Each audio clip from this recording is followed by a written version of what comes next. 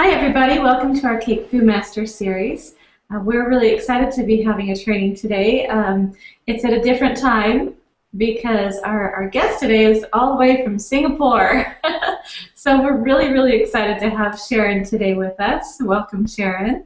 Thank you. Welcome. Yeah, so it's pretty early in the morning there for you, isn't it?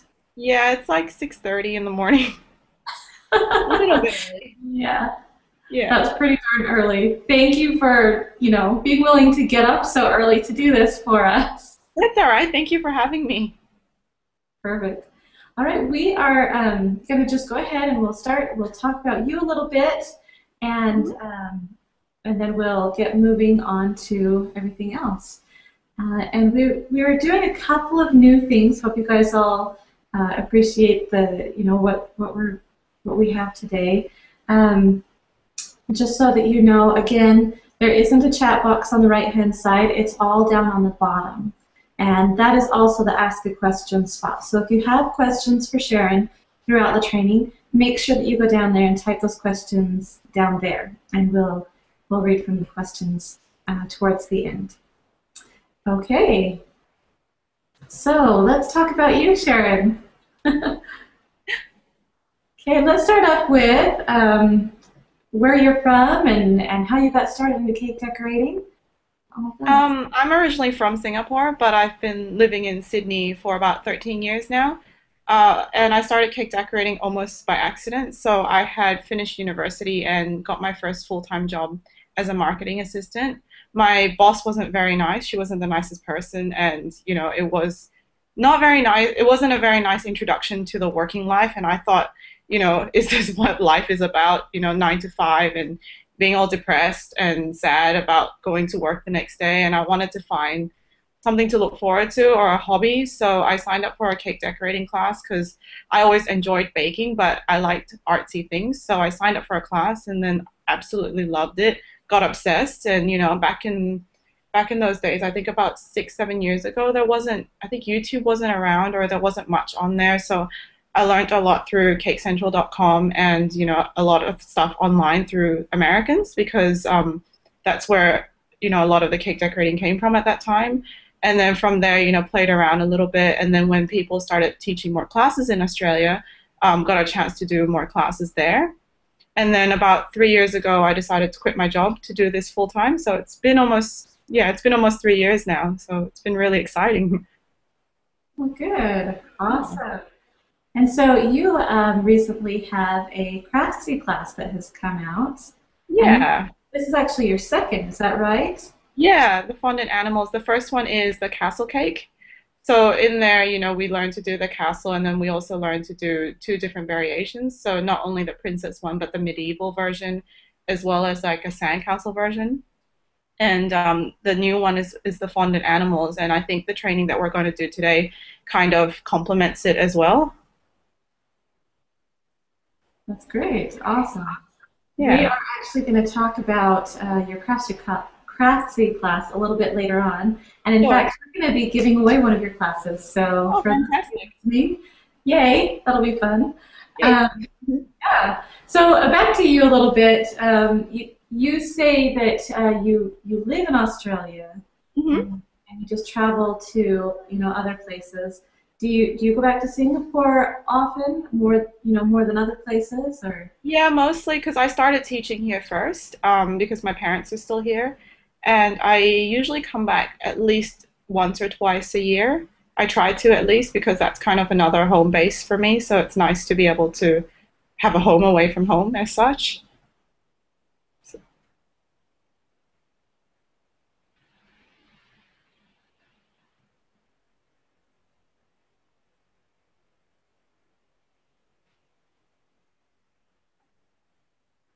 Are you there? yes. Oh, there we go. Okay, so it says on your list of things about you that you sent me, it says that you miss the coffee most in Australia. Yeah. I miss the coffee a lot. I didn't realize how much, like, how different it was until I started drinking coffee a couple of years ago. And I don't want to sound like a coffee snob, but I feel that the coffee in Australia tastes a lot better because I've been looking everywhere for good coffee, and I haven't found it yet, especially in Asia or anywhere else. So I love my coffee in the morning. That's very that's very interesting. Okay. All right. And then says, it annoys me when people I know say they're sorry, but the cake they lovingly made for their friend, sister, son, daughter, partner is never gone.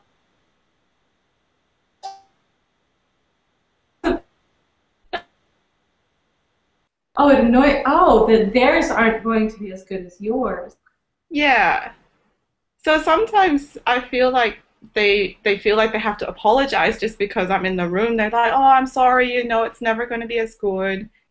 And it's like it doesn't have to be. I do it as a profession, and you're doing it out of love, and that I think that's what's more important. It's the effort and the thoughts behind it more than anything. And people shouldn't feel the need to apologize just because they haven't done it as good as someone else. I guess if they're especially when they're doing it for a loved one. So don't feel bad and don't feel sorry. That's a good point. Yeah. That's a really good point. I like that. Okay. Um, and then the best advice you can give to somebody, what would that be? It would be, especially for a cake decorator, is never stop learning. I see a lot of people, or a lot of students rather, who are really afraid of doing things. They're like, oh, I really want to try this cake, but I don't know how to do it. I'm really scared. And I think the point is not to be scared because, after all, at the end of the day, it is cake and you can just try. If you buy the tools and materials and just, take a day or two out and sit there and work it out, and you'll realize it's not so scary after all, and never stop learning as well. I don't think you'll ever finish learning. So, always try and go to classes or find something new. And it doesn't have to be a cake decorating class. It could be an art class, a flower arranging class, or anything that, still encourages your creativity. I think is really important. That's very true. Well, and cake decorating is constantly evolving, and there's always new techniques and new everything. I mean, I actually have some cake dummies and stuff that I just threw away recently because they don't have the straight, corner crisp edges that is so popular now, and so these are outdated. They're not, and it's just from a couple of years ago. So everything's constantly changing, and there's always something to learn. So you're absolutely right.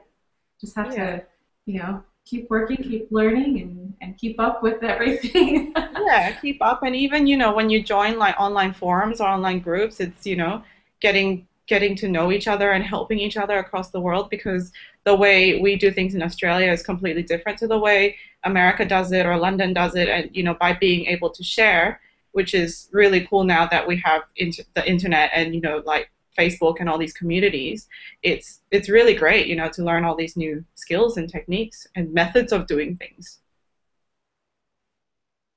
Yeah, it is very true, and that's what we're all about here at CakeFu, and that's what Craftsy is all about. And you Yeah. have your Facebook group, right? Yeah. Your Facebook that you have quite the following on, so that's great. Thank you. Yeah. All right. Well, today we're going to learn about how to do a figure sculpting piece that Sharon has put together. It's so cute. Thank And you. so we're going to just jump right into that. And then after this is all done, we will go through some questions. And then at the end, we'll do a giveaway for Sharon's Craftsy class, which will be great. And then I guess we'll just go ahead and move right into the little picture tutorial part and have Sharon walk us through everything.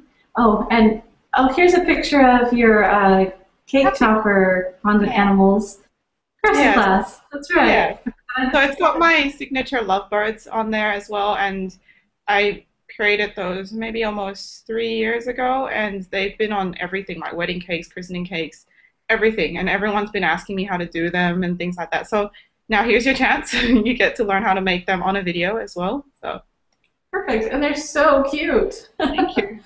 And I love the little bunny and the pig playing in the mud. Oh, they're all adorable. Thank you. So these are really cute. And so you show how to make these, and then the Yeah, structural support inside of it and all of that. yeah, and I break down all the animals except for the birds into basic shapes. So they're all derived from those kind of basic shapes that once you master, you'll be able to make, a whole bunch of different animals as well. Awesome. Well, great. I think that's a really good class to check Yeah. out. Okay, and we will go ahead and let you go from here and just walk us through. Okay, so we're going to be making a cute little monkey. And because this monkey is a little bit on the bigger side and his head is big, I have used styrofoam. So I've used basic shapes that you can find in an art store, a styrofoam ball and an egg. You can see the ball is bigger than the egg and the ball is for the head, but that's because I want the head to be big. So we can go to the next slide. Yep. Okay. It's fun to have the bigger heads. It makes them look I think it makes more. it look Yeah. really cute. Yeah. Yep. Oh. Yep. So what I said, the length of the egg should be almost the same size. So because with the shapes, I wanted the monkey to kind of sit at an angle. I didn't want him to sit straight up, so I have cut the tip of the egg shape at an angle. Okay. Yep. And the ball I have just cut a little bit flat, and this is so I can join the two pieces together. So you can see here they kind of fit together. Don't worry if they don't fit exactly together because we can patch back up that remaining seam with some fondant. So, Okay. So you can see the angle of the egg shape. mhm. And Interesting. so you'll also need to put a toothpick between both the head and the body so that they stick together. And you apply hot glue to each end of the toothpick and you stick them together. Okay, great. And can this be done with fondant or gum paste also? Or? Possibly if you're doing it smaller, it's not a problem, but because this is a little bit larger, if you're doing it with fondant and gum paste, I'd probably let the head dry a little bit before you do the body. Okay. Or you could always make the shape out of gum paste first and just let it dry, like that shape that you've got on screen, and let it dry for a couple of days before you cover it with fondant. Okay. I've also inserted a skewer into the bottom of where the bum is going to be sitting on the cake so that the monkey can be inserted into the cake so it's not just balancing on top. Okay. Perfect. And then now here with that neck part, because it is quite skinny, if it's really skinny, it's actually quite hard to cover. So I've fattened it up a little bit, I guess, with a little bit of fondant. So you just roll and you wrap it around with a little bit of water. And then in the next slide, you'll see that, yeah, it gets blended in. So you just use your fingers and you just dip it in a bit of water and you just blend it in. Okay, so with water. Yeah. Okay. Would you ever want to use like a shortening or anything like Yeah, that? actually you can as well. Yeah, that's not a problem. Whatever it is that prevents your hand from sticking to the fondant so that it can blend into the styrofoam. Yeah. Okay. Nice. I've actually never heard of the water thing, so that's cool. Yeah. So with styrofoam, I always use piping jelly because it doesn't, or piping gel, yeah, piping jelly you guys call in the US. So it doesn't dry off as fast because if you use water on styrofoam, it beads off and it actually dries off quite quickly. So the piping jelly is actually quite sticky. If you don't have that, you can always use jam. So not the jam with pieces in it, but just jam to that to stick it on. So I rolled the fondant so it's a little bit thicker, and I'm gonna cover it. So at this stage, if you use a lot of like icing sugar or corn flour when you're rolling out your fondant, it's going to be really difficult to blend in the seams. So as much as you can, try not to use too much of those like corn flours or icing sugar. Okay. That's a very good tip. Yeah.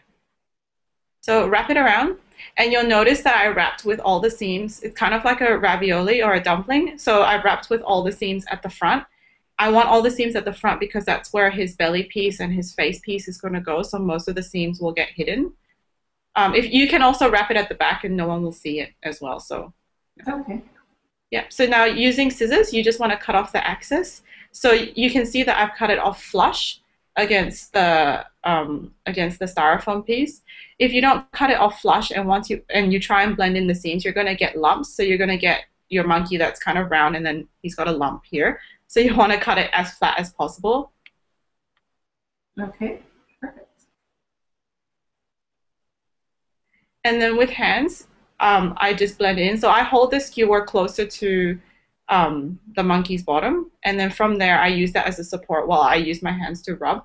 So when you use your hands, you want to use this part of your hand, and I'm just using the warmth and the pressure to rub the seams away. Okay. And you'll find in the next picture, if your hands are warm enough and if you work quickly enough, you'll get most of the seams gone.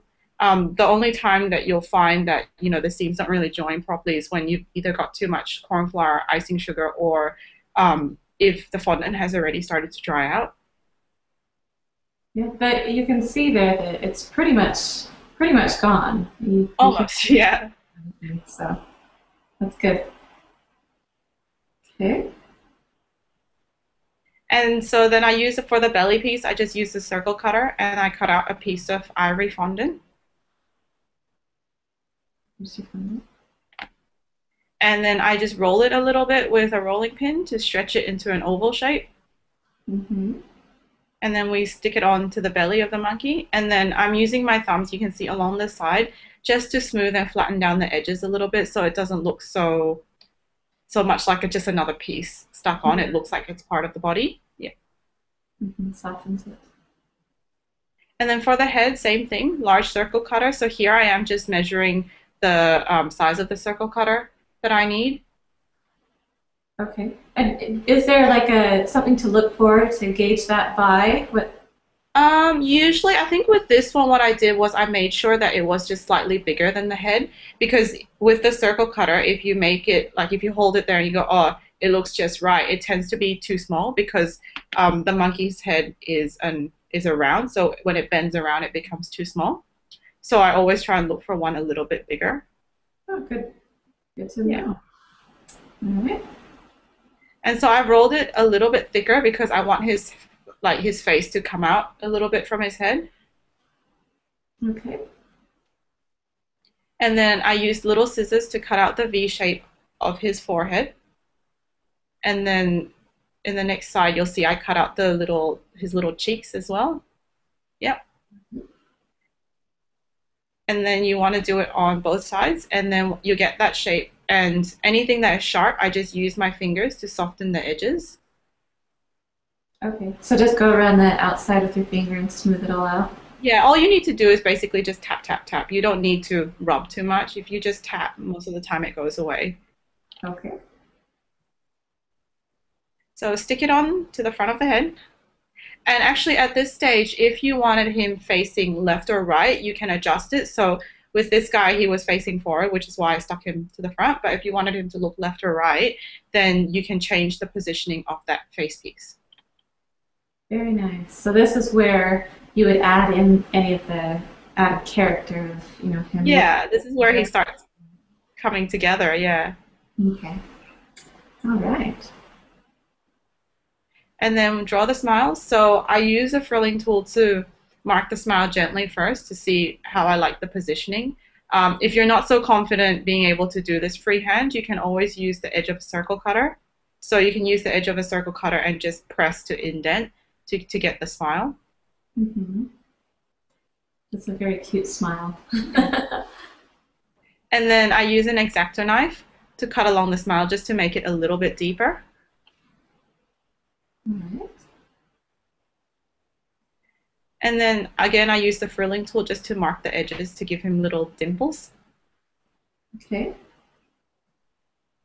And then same thing, I just go back again just to widen his little smile a little bit. And you can see now because of the X-Acto knife, how it's made a cut, it opens up and makes it just that little bit deeper.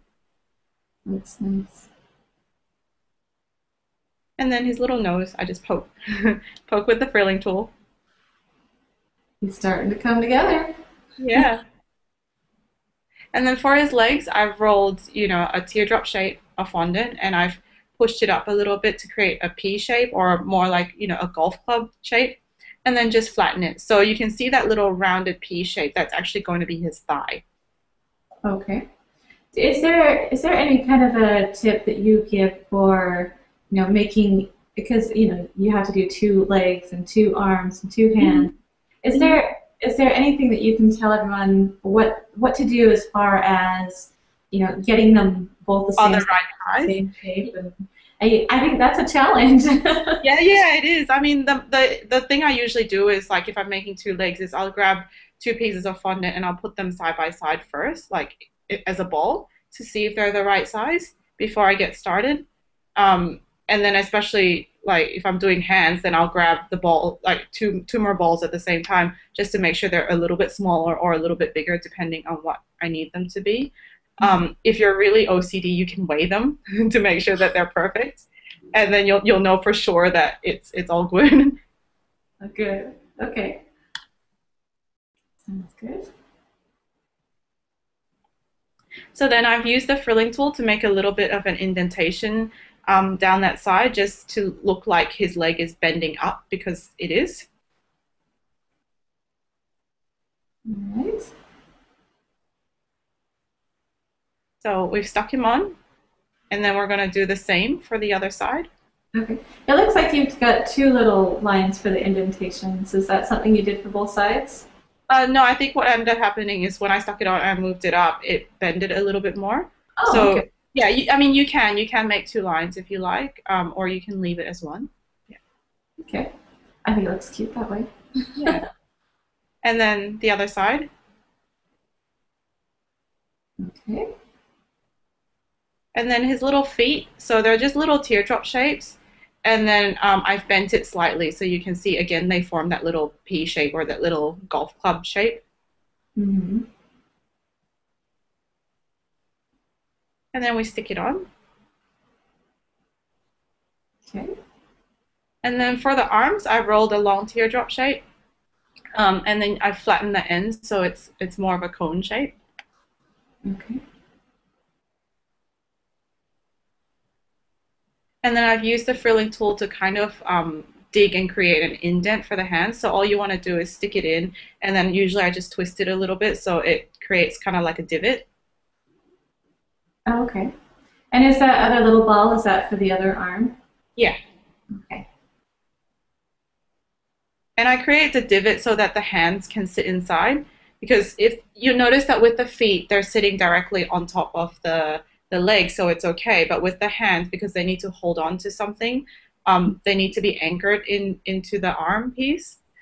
So for the hands, I rolled two teardrops again, and then flattened slightly. And all I've done is cut a little V. So you're cutting this V out so that you've kind of got little mittens.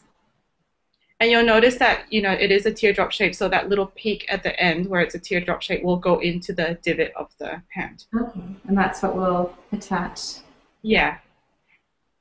I think that's a really good way to attach, little pieces like that that otherwise might fall. Yeah. So well, there's attached. So I've just put a little bit of water and just attached it in there. Okay. Do you always use water to attach things, or do you? Mostly, yeah. So you see in the previous picture, I've got my water brush, which I love, and that's pretty much all I use. I hardly use sugar glue or anything like that unless I'm dealing with flowers. Yeah, so my little blue water brush there.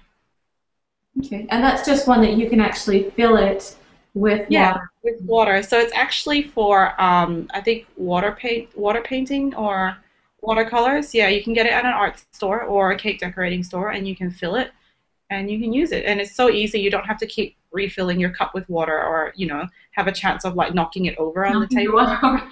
Because, some people are clumsy like me. Yeah, it happens. So there it is. I've attached it to the monkey. So I have put water where the arm is touching the shoulder, and also a bit of water where the hand is touching the feet. So at this stage, if you find that things are like not holding together, like if if the hand keeps coming off the arm or keeps falling down, what you can do is stick a little bit of tissue between that little gap there, and it will hold it up in place until it dries. Okay. Right. And is this a size that it's not too big that you can actually do everything all at once, or do Yeah, you yeah. sit and rest? I'm sorry, my nose is No, itchy. yeah, you can do the beauty of styrofoam as well is that you don't have to wait for, the form or the structure to dry underneath. I did that all in one day. So you can do it, yeah. And even if it's a little bit bigger, you can still do it all in one day. Okay. And how big would you say this guy is from? Mm, Good question. He's about maybe 4 inches, 3.5 to 4 inches tall, I Okay, guess. that's a Yeah, good size. yeah. Okay. And then we've got the And then tail. his little tail. So I've made his tail towards the end because I still need it. I need it firm, but I also still need it a little bit pliable so that um, when I put it against him, it can still have a bit of movement if I need to adjust. So I've just made it into like a little S shape and I've let it dry slightly. All right.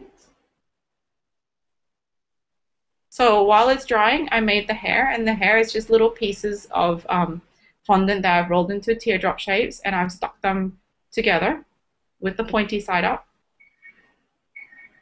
Okay. and then stuck it on top of his head. I love the little hair. That's very cute. And then for his ears, I've rolled out two ball shapes and I've flattened it. And then with a balling tool, I have indented it. So you can see that the ball tool is more on one side than on the other. So that, because the skinnier side, I'm actually going to cut off and the thicker side is going to form the rim of his ear. Okay. It's a really quick and easy way to do an ear. Yeah. And then see, I've cut off a little bit at the end so that I can stick it onto the head. Mm-hmm. And then stick it on with a little bit of water. And I've just flattened it a little bit so that it's not like a lump that has come out of his head. It's more like like a gradual piece that's coming out. Uh-huh. It's very good. And that's his other ear. So cute. I love how he's holding on to his toes. That's super Yeah. Well, I got this inspiration from a little cartoon I think I saw online somewhere, and it was just too cute. Um, I love that. so, for his eyes, two black pieces of fondant into an oval. I find a lot of times with eyes, people tend to go overboard. You always need a lot less than what you think you need. So if you hold it there and it's bulging out, it looks really weird. So what you want to do is have less, but flatten it to make it bigger if you need to. So it comes out just a little bit, but not like bulging. Mm-hmm. And the best thing about once you like this way of placing the eyes is that you'll find that you'll see that when you place them together, he has a different personality. If you put them a bit further apart, he looks different again. So it's everything has a different personality. Yeah, I've used either bigger or smaller. Or... Yeah, yeah, and if I do it in a class kind of setting, it's really interesting because everyone starts out with the same thing, but at the end, everyone's figurines always have different personalities to it. Uh-huh. Really interesting. Here I've just used the Americolor white gel paste, and all I've done is dipped the end of a skewer in there, and I've dotted it on the eyes just to add some shine to it. And then the skinnier end to add a second dot. And then I've also used a bit of petal dust just to give him a bit of a blush. Now with the blush, you want to go easy because it's quite hard to remove if you go too strong. So usually I put it on a paper towel and then I use a brush, like a puffy brush, and I kind of dip it in the dust, and then I would dust off the extra on the side of the paper towel before I actually go and put it on the face.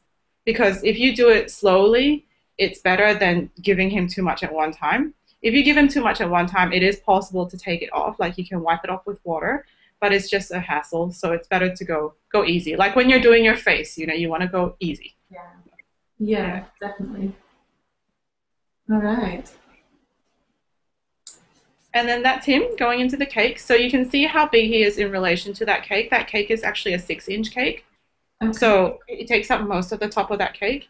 Um, and you want to insert him in. Now, it's better if the skewer, especially if you're planning to do it all out of fondant or gum paste where it's really, really heavy, it's better that that skewer goes all the way down to that bottom of that cake so that there's no possibility of the figurine sinking. But if you're doing it out of styrofoam, not too bad. You can, make the skewer long enough so that it will hold. So you want to go halfway down like that, and then we're going to insert the tail. So we're going to insert the tail here. Notice how it goes a little bit under his bum. So a bit of water there. And then the part where it's just about touching his head, I've put a bit of water there so it sticks to the head. So the tail has two anchor points and it's not just sticking out on its own. That's really good because a lot of times tails are Yeah, they're the first thing that breaks. exactly in the transport. You get there and the tail's gone. Yeah, or someone pokes it, what's that? And you go, no.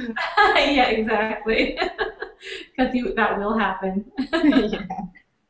Yeah, and there he is. He's all done. And he's so adorable. Thank you. And this shape that you learn to do, like this round and oval shape, is the basis of a lot of my figurines. So even in the Craftsy classes, you'll see like when I do my penguins and stuff like that, the body is an oval, the body is a egg shape, and then the head is a round, and I build a lot of my figurines off those kind of shapes. And with this technique that we've done with the styrofoam, you can do a whole bunch of stuff. You can do like little babushka dolls, you can do like big penguins, anything really that has that round and ovally shaped body. Very nice. Yeah, and like I was saying at the beginning, that you wouldn't think to have, a larger head than the body normally, just because, in real life, that's not the way proportions work. But if you want something really cartoony and cutesy, especially if you want it to look young, that big head. Yeah, makes it look really cute. Yeah, very, very cute. I love it. Thank you. Well, and before we get on to, and there's another angle of him.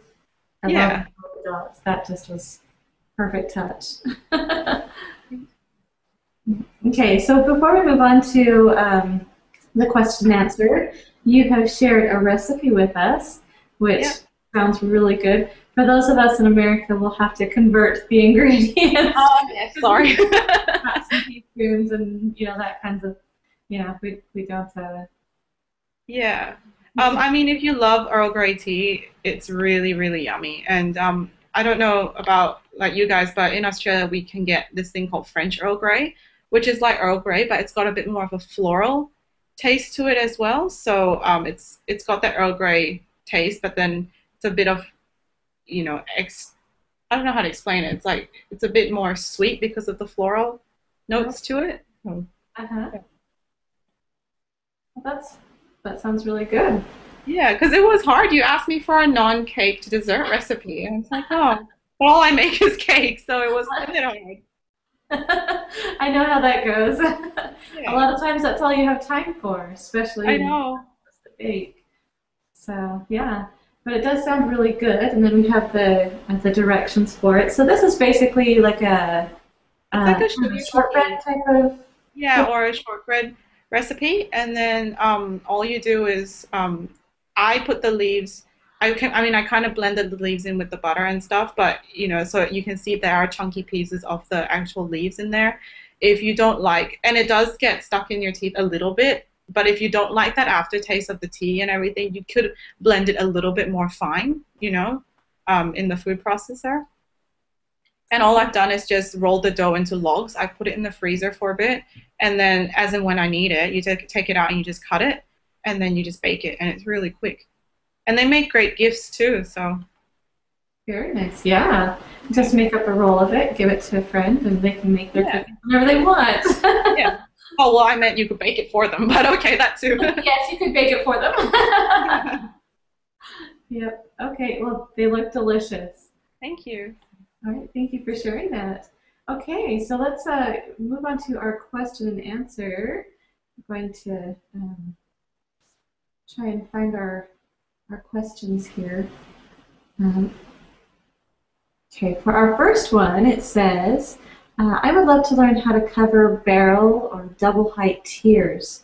So my fondant keeps splitting on the top edge when I cover in the traditional way, and wrapping leaves seams. So do you have any tips on that? Wrapping it, sorry, what did you say? So if it, basically she's saying if she puts the fondant over the traditional way, it tears. If Mm-hmm. she tries to just wrap it around the Mm-hmm. cake, it leaves seams. Yeah, so you need, when you do double barrel cakes, which I get asked really often, is you need to design to suit that shape, you know. So I would hardly ever design a double barrel cake that is completely plain because you're just asking for trouble. So, you know, you design to suit it. So if I usually the method that I use is to wrap it, and it does have a seam, so it has a seam down one side and a little bit on top. And with that, you need to design. So whether you design stripes or whether if you do striking piping or something like that, it takes away a lot of the attention. And with the seam at the little bit at the top, put flowers or something like that. The other option is, you know, if you cover it top down, is to just cover it top down halfway, and then you can do like a little bit of a pattern at the bottom that allows you to put another piece around. Because covering it top down, although possible, it is quite difficult and you have to work really quickly and you have to roll out a ginormous piece of fondant. So my preference is to always wrap it. And, you know, a lot of the times if you rub, again here, and what you do, what we did with the monkey, if you rub and you use not that much corn flour and you work quickly enough, the seam does tend to disappear most of the time. If not, then, you know, you need to design to hide it.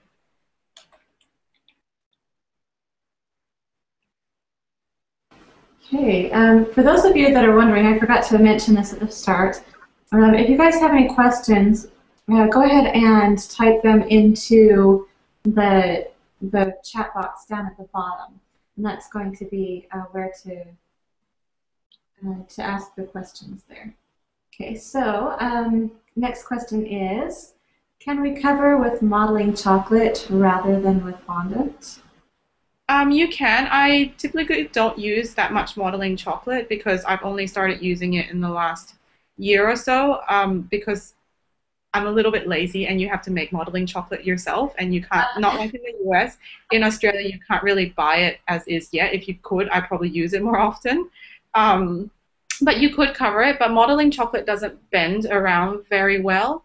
You know, it's a little bit more firm. So when you're trying to bend it around things, it's a little bit more stubborn. It doesn't just drape. It tends to hold its shape a little bit more. So although I suspect it is possible, it would be quite difficult to cover a whole cake with modeling chocolate. Okay. And then how about your figurines? Do you do Mm-hmm. your figurines with modeling chocolate ever? No, because again, you have to make it and then you have to make different colors and yeah, but it is possible to do it with modeling chocolate, you know, because it is a little bit more firm.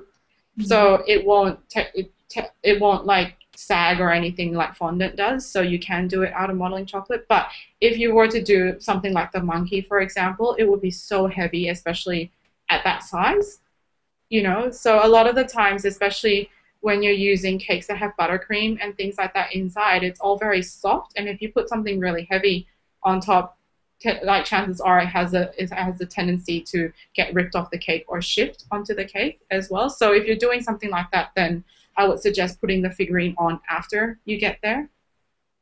Okay. Yeah. All right. And you know the fact that modeling chocolate blends really well, but it looks like your fondant blends really well too. And that kind of leads to a few questions. A few people have asked, what is your favorite fondant and gum paste to use? In Australia, I use Bakehouse, so I mainly use Bakehouse for all my covering and things like that. But we got satin ice into the market a couple of years ago, which has been a godsend because prior to that, we never had different colored fondants really. So, and then I use satin ice for all my colors, so like red, black, especially the brown. I love the brown because it's a true brown. It's not like when you use gel paste brown, it turns the fondant a little bit red sometimes. So I like the satin ice brown because when you tone it down with white, it still gives that brown, which is what I've used for the monkey. And those two are the main brands that I use all the time. I don't really use anything else. All right. Okay, we have another question. Where do you get your inspirations from? A lot of the time is looking online. So when I look, sometimes it's just walking somewhere and I see like a pattern or a print and I thought, oh, that's really cool. Or if I look through, especially like kids magazines and things like that, and I see, a little toy that I think is really cute. For example, like, oh, that little mouse is really cute, and then I'll start Googling, like mouse cartoons. And every time when I Google for things, I always look for the cartoon version of things because that's when their body shape and stuff is a lot more exaggerated, and you can see that when people draw them, you can see and you can break it down and go, oh, that's an egg shape or that's like a cone shape there, and you can start making it. And you can see how they place their eyes and stuff like that, and you learn a lot from that too. So that's mostly where or how it starts really. Very nice. Yeah, I constantly think about this, but what would we do without Google? And what did we do before I Google? know. I know, and recently Pinterest. So Oh yeah, and Pinterest is, it's taken over and I know. I know, and it's amazing. I mean, like starting out 7 years ago till now, like there's so much stuff available for decorators now that, I never had, and I'm sure people who started 10 years ago never had. And, it's amazing to see how we've evolved with all this. yeah, it is amazing, and we are so lucky to have all of it. I Yeah. honestly, I think a lot of us get most of our inspiration from the internet, from Google or Yeah, or other decorators or, other decorators, yeah, and Pinterest. yeah. Yeah, Yeah. yep. Okay, let's see. Sorry about that. Okay. Oh, someone says we need to send you some modeling chocolate. Yes, please. I've Please seen in don't the US you can buy them in clubs. So All right. Okay. I'm not seeing any more questions right now. I'm not sure if that's my computer being slow or. So yeah, if you guys have any questions, go ahead and ask. Um, we can, if not, we can go ahead and move on. Okay. Speak now or forever hold your peace, I guess. sorry. All right. Okay, we will go on and we will talk about what is coming up with you. Um, Okay. you have a bunch of classes, a bunch of things, so I wanted to talk about all of that. So you have just released a Craftsy class, Hmm. your cake topper techniques for Yeah. fondant animals. Yeah. And then what's your other, you actually have two classes, so what was your other one? The other one's the castle cake class. The castle cake, that's right. Yeah. So with that, a lot of people always ask, the most common question I get is how you get those sharp edges and things like that. And, it is done with ganache. And that class, not only does it show you how to do the castle, but in the beginning, it shows you how to set up the cake with the ganache and then how to sharpen the edges. And basically, I just use two clear fondant smoothers to sharpen it. And it goes through the techniques of what, well, not the techniques, but the method of how I do it. And it's actually a lot of it has to do with the pressure of your hands. And once you get it, it's like riding a bicycle. Once you get it, you won't forget it. So it's a matter of just practicing. Perfect. That sounds like a really good one, Yeah. so it's definitely a good one to check out. Um, someone just asked how large the castle is in that. The castle, the top cupcake is about, it's quite big, but the bottom, sorry, I'll start from the bottom. The bottom's an 8-inch cake, the middle is a 6-inch cake, and then the top is actually another 6-inch cake that has been carved down and put back into that cupcake shape. Okay. So that's another thing you learn from that tutorial as well. It's how to carve the cake in a slightly different way. Because what I do is when we carve it, we actually put back the scraps into the cake. So in a sense, like if you know that cake will serve like 20 people, by carving and putting it back in, you will still serve that 20 people as Hmm. opposed to throwing it away. So you have a lot less wastage. Okay. Very cool. Okay, and then you have a downloadable tutorial that's on your website. Is that right? Yeah. Yeah, that just recently came out as well. So it's a 3D Stegosaurus cake tutorial. So it walks you through how to create a standing kind of structure. And it's quite a simple structure, although you do need a drill and a hot glue gun. But other than that, it's quite a simple structure. And you build it, and it teaches you how to do the legs so that it's still got a bit of movement, even though obviously there is a dowel in the leg, and a bit of airbrushing, a little bit of everything really, carving, modeling in there. So Okay. that's my biggest tutorial yet. It's got over 100 photos in there, and it's really long. I think I can't remember how many pages it is now, but it's quite long. Oh yeah. Yeah. Well, that's good. We like the information. Yeah. And it looks like a really cool Stegosaurus too. Thank you. And then you have a bunch of classes coming up. Uh, Hmm. looks like you have some in July, September, November, and you're all over the world. So Yeah, this year has just been a little bit crazy. It was never like that last year, and it only started being a bit crazy like that this year. But in July, I'm heading to Indonesia, to Jakarta, with Heavenly Sweet, and then after that, I'm heading to Malaysia, to Kuala Lumpur, with Buns in the Oven Cupcakery, and then in September, I'm off to Melbourne with Three Sweeties, and November and December, I'm back in London with Fair Cake. And then I'm really excited to announce, because you guys are the first to know, that I'm going to be in the US in October and in December. So in October, it's with Baking Arts, and you can contact them to get placed on the mailing list. The classes are still yet to be decided. And then in December, it's in New York. And with that, you can contact me to be placed on the waiting list. So that'll be very exciting. Um, I can't wait, really. awesome. Well, that sounds like fun. Yeah. How fun to just go all over the world and just cake. It's so fun. It's fun until you start realizing you're running out of clean clothes and you haven't had a proper home cooked meal in a while. So, Yeah, I guess that's true. I guess and teaching, I know a lot of people think, oh, that would be the job, yeah. just teach all the time. But all of us that have taught, that it's a lot of work getting ready for the teaching. You have to Oh, prepare. yeah. Just the amount of prep is unbelievable. And then the amount of cakes that a lot of my hosts have to bake is like hundreds, and I just see them baking day and night. And a lot of the times, they run out of space. Like right now, I'm in Singapore, and they had to hire in like a extra fridge and stuff to store all the cakes. And still they ran out of space, so they can only bake to whatever space they have.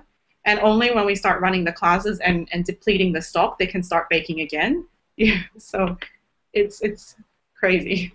Yeah, it really is. It really is. So everybody out there that's learning from your teachers, be grateful for them. They do a lot of work. So yeah, we did have somebody ask about where is the site for the Stegosaurus tutorial.